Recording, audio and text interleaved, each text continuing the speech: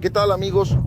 La semana pasada hice un video contándoles cómo funcionaba un proceso con el patrocinador si de repente sucediera algo con la empresa que estaba siendo el patrocinador o con la persona que estaba siendo el patrocinador. Mencioné en ese video que les hablaría sobre lo que sucede con un proceso cuando el solicitante tiene algún tipo de problema o desiste.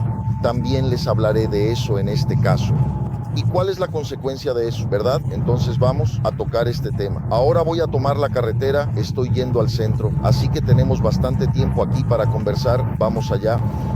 Antes de cualquier cosa, es importante que volvamos a aquel video donde les expliqué, si no me equivoco fue en el de EB2, donde dibujo en la pizarra el EB2 allí y les explico a las personas la diferencia entre solicitante, acompañante y dependiente.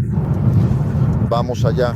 El solicitante es el titular del derecho, es decir, es aquel en el cual se protocolará el proceso y se basará enteramente en él.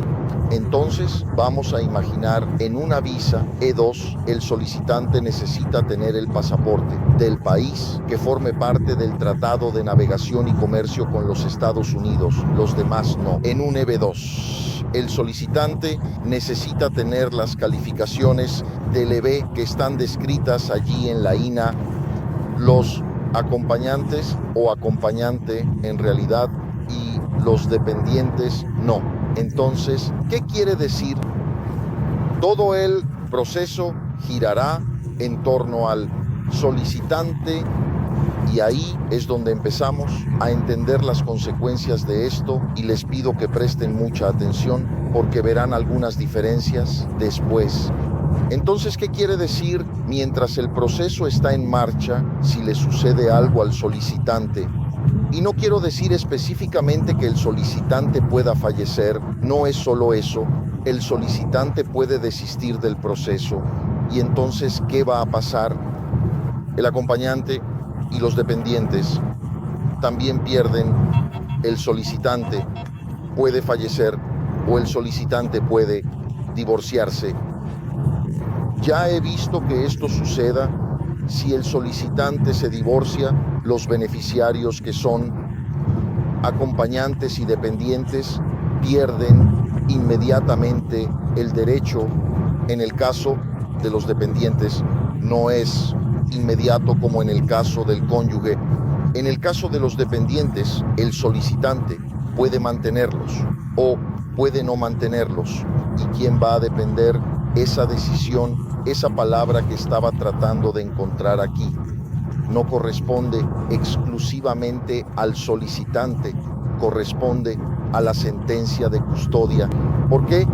Porque si la sentencia de custodia determina que la custodia será del otro cónyuge, posiblemente mantener a esos niños o esos hijos o esos dependientes. Y digo dependiente porque la dependencia no solo se aplica en el caso de hijos. Existen otros tipos de dependientes que ya he explicado también aquí en el canal. Esos dependientes dependen de una decisión de custodia o curatela, ¿cierto? O siendo tutor. Entonces, depende de algunos otros puntos, pero básicamente es eso. Si el solicitante pierde la titularidad del proceso, desiste, fallece, pierde cualquier cosa dentro del proceso, esto se aplica a los demás. Sin embargo, estamos hablando de una regla general y no de una regla específica. Por lo tanto, en los procesos de visados, que son aquellos, obviamente, ya les expliqué también aquí en el canal, los visados son temporales. La residencia permanente no es un visado.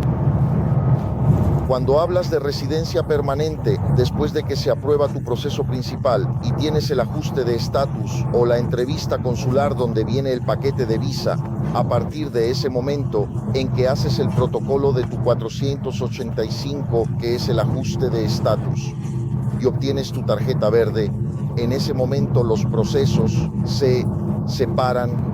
Entonces, ¿qué quiere decir eso? A partir de ese momento, cada uno pasa a ser su propio solicitante, incluso si es menor.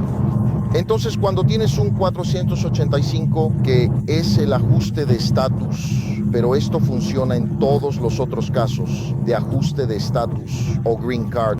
Cuando tienes la aprobación de tu EB2, por ejemplo, que es tu 140, vas a hacer el ajuste de estatus, vas a hacer un NVC consular. Cuando tienes la aprobación de tu ajuste de estatus o de tu green card y tienes en tu mano tu green card, incluso si le sucede algo al titular de ese proceso, los demás, ya sean acompañantes o dependientes, no pierden el derecho a la residencia permanente, que no sucede en el caso de una visa, como por ejemplo la visa E2, ¿cierto? Espero haber aclarado esto para ustedes. Mucha gente preguntó, esto ya es una pregunta muy común. Y quieren saber, las personas muchas veces quieren saber, vaya, pero si tengo un L1, lo pierdo porque es una visa. Si tengo un E2, lo pierdo porque es una visa. Y un H también lo pierdo porque es una visa. Y la residencia permanente depende. Proceso de residencia permanente, proceso de green card, hasta el momento de la aprobación del proceso principal, todos están juntos. Después del ajuste de estatus, cada uno pasa a tener su independencia procesal, ¿cierto? Es decir, uno no termina afectando directamente al otro, ¿cierto? Un gran abrazo a todos, que Dios los bendiga, gracias.